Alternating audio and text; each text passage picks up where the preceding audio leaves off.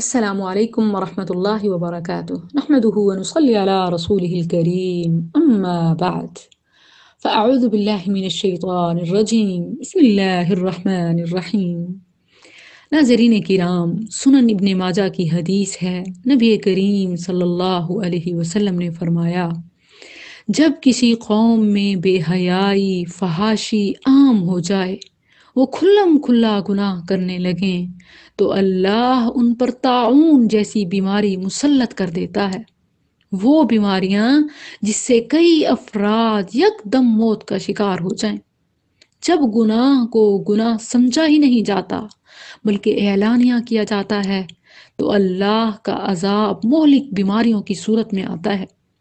ایسی بیماریاں کہ جن کا پہلے کبھی نام بھی نہیں سنا تھا، آج پبلک پوائنٹس پر، shops, streets, malls, food points, fashion اور ماڈرنزم کے نام پر برائے نام لباس پہنے مرد و زن کا اختلاط دیکھیں اور سوچیں کہ کیا اس کو کبھی ہم نے گناہ سمجھا؟ بالکل نہیں، یہ تو نارمل سی چیز ہے۔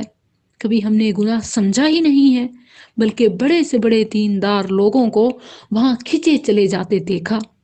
وہ حضرات کہ جن کے ساتھ ان کی اپنی فیملیز ہوتی ہیں، مگر ان کی نظر تو ادھر ادھر طواف کر رہی ہوتی ہے، جبکہ ان کی اپنی بہن، بیوی، بیٹی کو کوئی اور تاڑ رہا ہوتا ہے۔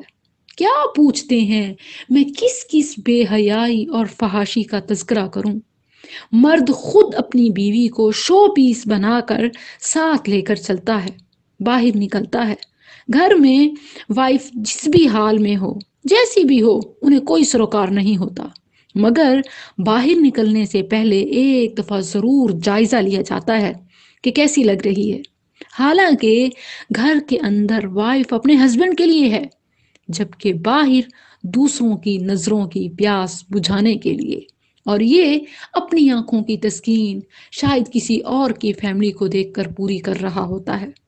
ناظرین، جب بے حیائی اور بے غیرتی کا ملاپ ہو جائے، یہ دونوں چیزیں، بے حیائی اور بے غیرتی جمع ہو جائیں، گناہ کو گناہ سمجھا ہی نہ جائے، تو پھر اللہ کی دی ہوئی وارننگ تو پوری ہوگی۔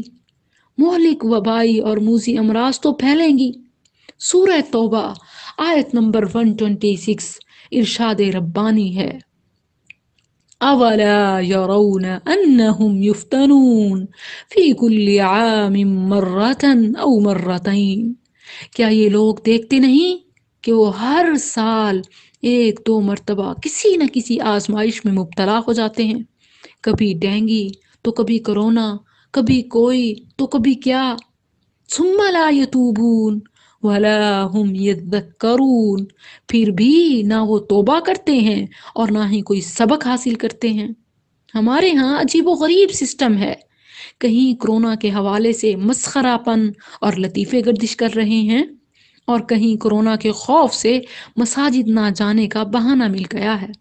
حالانکہ اللہ ان امراض کو تمہاری آزمائش اور تنبیہ کے لیے بھیجتا ہے کہ توبہ و استغفار کرو، گناہوں سے باز آ جاؤ۔ سورہ انعام آیت نمبر 43 اللہ فرماتا ہے، فَلَوْلَا إِذْ جَاءَهُمْ بَأْسُنَا تَضَرَّعُوا، کیوں نہ جب ہماری طرف سے ان پر سختی آئی انہوں نے عاجزی اختیار کی؟ کیوں نہ کی؟ وَلَكِنْ قَسَتْ قُلُوبُهُمْ، مگر ان کے دل تو اور سخت ہو گئے۔ وَزَيَّنَ لَهُمُ الشَّيْطَانُ مَا كَانُوا يَعْمَلُونَ، شیطان نے ان کو اطمینان دلایا کہ تم جو کچھ کر رہے ہو خوب کر رہے ہو، یہ تو عام سی بات ہے، تم لگے رہو۔ ناظرین، اس مختصر ویڈیو میں آپ سے درخواست کرتی ہوں کہ اپنے تمام اسلامی فرائض جاری رکھیں۔